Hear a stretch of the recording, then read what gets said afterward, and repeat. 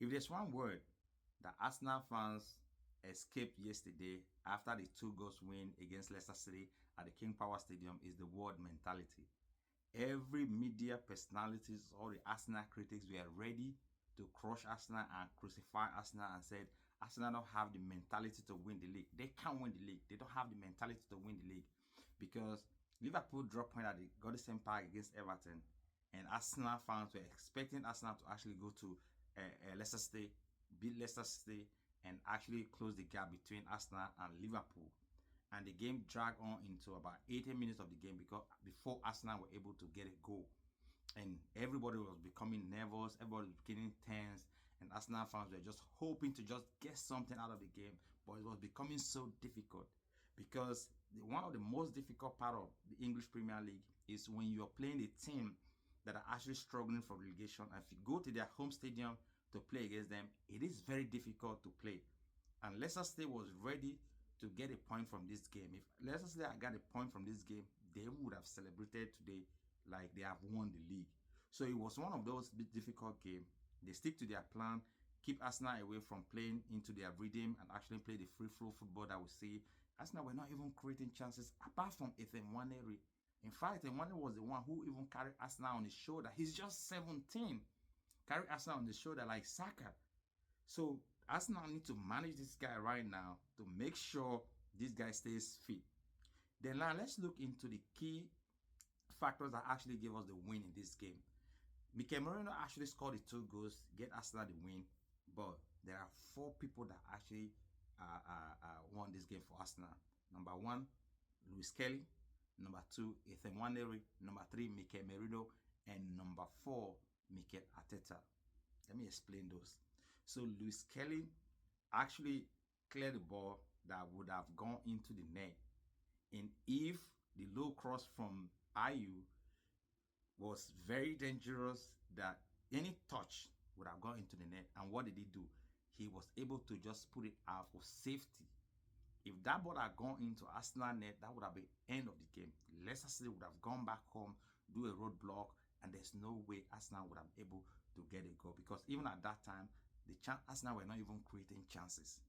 So that was a great moment in that game that everybody like, ooh, our heart was in our hand when that cross came in and they actually made that clearance. Number 2, Ethan Nwaneri. Ethan Nwaneri is that player that everybody is looking at where he's going to play when Saka comes in because his quality on the ball, he's confident, he's running, he's going in to get the ball. He's just 17. And every responsibility yesterday boils down to him. Everybody was looking up to him. He is the one that were giving the passes to actually create something because on the far left was already dead because Sterling was just there doing absolutely nothing. He gets so much of the ball. They gave him the ball, but he could not even make one good clear cross. He was either going off the game or losing the ball anytime he got the ball. So Ethan Nwaneri was the man that everybody was just hoping, give him the ball, let him create something. And on the 80th minute of the game, he created something. Man, that touch, the slowdown, the cross for Mikel Merino was fantastic, was classic. He even hit the post twice before that time. So he's that guy that everybody's looking at now. Oh, Arsenal have a star boy, but they now have a young star boy that is coming up. So the problem Arsenal got to be facing when Saka comes back is where is Ethan Nwaneri going to play and where is Saka going to play? So that's a good problem for Arsenal. Now let's move to Mikel Merino. So Mikel Merino, everybody is celebrating Mikel Merino today. Everybody's singing Mikel Merino today.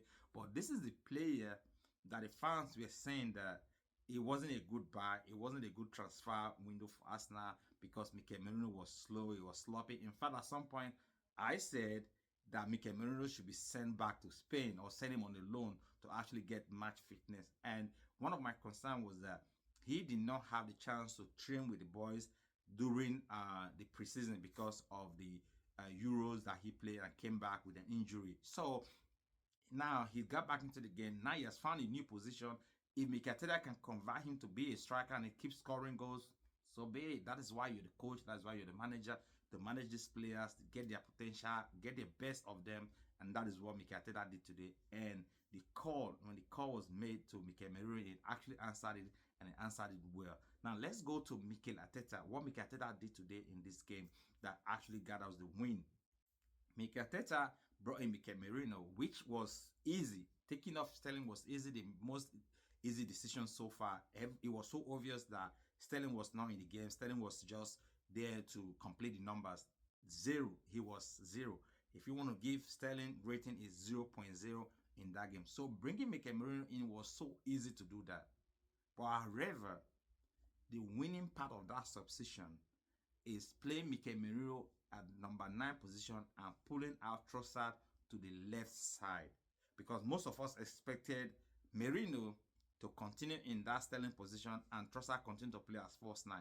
But that switch actually made the difference, and whether you love it, you hate it, you like it, Arteta got this right and becoming one of the best top coaches in the world. Thank you so much for watching. Let me know your thought about Arsenal 2, Leicester City 0.